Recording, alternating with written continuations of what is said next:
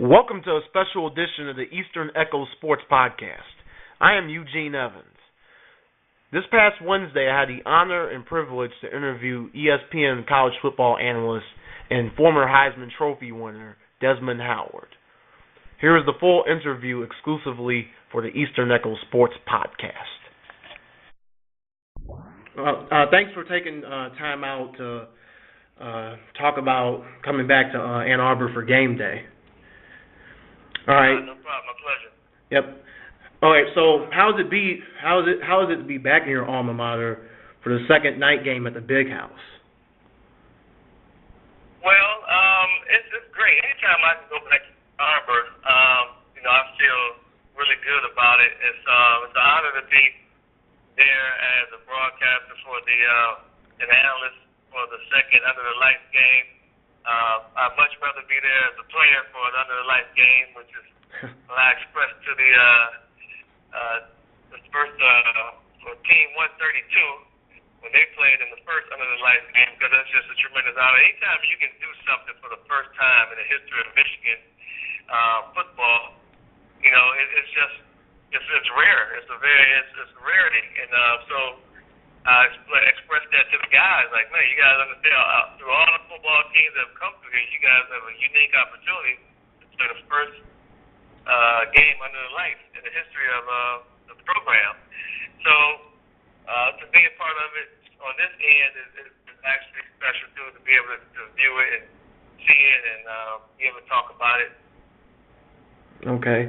Take me back to the first night game at Michigan when you were honored as the first Michigan football legend, and Junior Hemingway had the honor to be a part of that wearing the number 21. How was that experience? It was one of the more special days that I've ever had, probably in my adult life.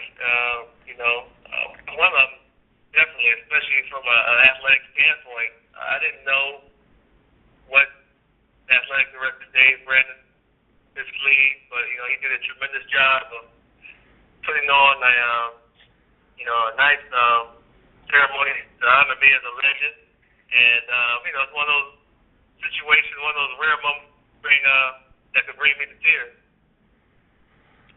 Okay. Now let's go back 20 years. I know you remember this date because most Notre Dame and Michigan fans remember this as like probably the top moment of the rivalry. September 14th, 1991. You guys were ahead of Notre Dame 17-14. The fourth quarter just started and it was 4th and 1. And Gerback pump faked the ball and then lobbed it in the air, and you dove and caught the touchdown. What was going through your mind on that play? Well, at the beginning, we had a timeout before that play, and Gerback and myself, we went to the sideline. We spoke to Coach Gary Moeller, and I tell people all the time that you got to put that in context. I mean, this is Gary Moeller. He's replacing a living legend in Bo Schembechler. He has a game on national TV, second game of the year against highly ranked Notre Dame, and he's faced with the 4th and 1. And everyone thought that he would run the ball, and no one would have faulted him for running the ball. They would have blamed him.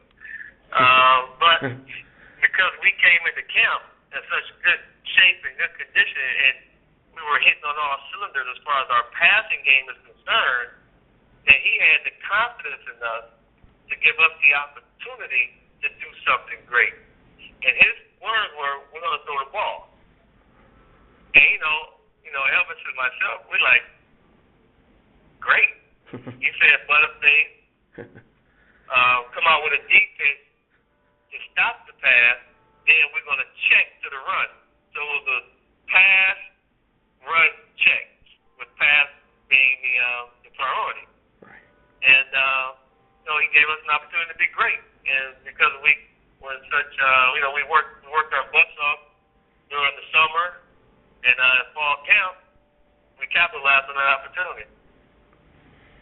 Okay. And obviously you went on to win the Heisman Trophy that season, and and you're essentially a folklore in U of M football history. Now, with the Notre Dame Michigan game, with it being the last home game at Ann Arbor, what do you see happening in terms of scheduling for the foreseeable future? Could you see U of M possibly scheduling more frequent matchups with schools such as Western Michigan's, the Central Michigan's, and even our school, Eastern Michigan?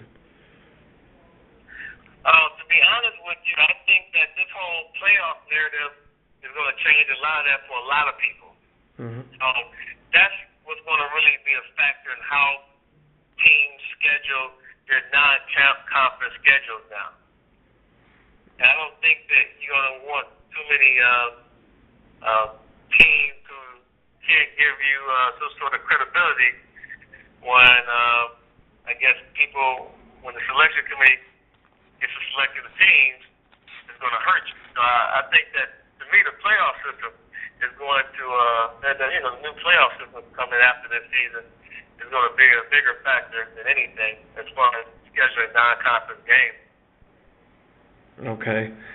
And the last question I have, this is an Eastern Michigan question. So Ron English is going into his 5th season as head coach, and he was a former Michigan assistant coach, and the pressure is on him big time to at least get the Eagles to a bowl game this season.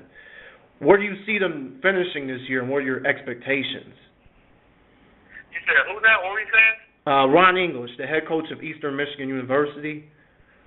Oh, yeah, he used to be a defensive coordinator at Michigan. Yep. What are the expectations for this season, given that this is essentially an all-or-nothing season for him, given that he's been 10-38, now 11-38, and is now 5 seasons at EMU? Where do you think they will finish? Well, I think he will finish? Yes. I'm hoping that he'll pick to the top of the back and he keep his job. That's what I'm hoping. Also, thanks to Carrie Potts from the ESPN PR department for putting the entire interview together. It would not be possible without her.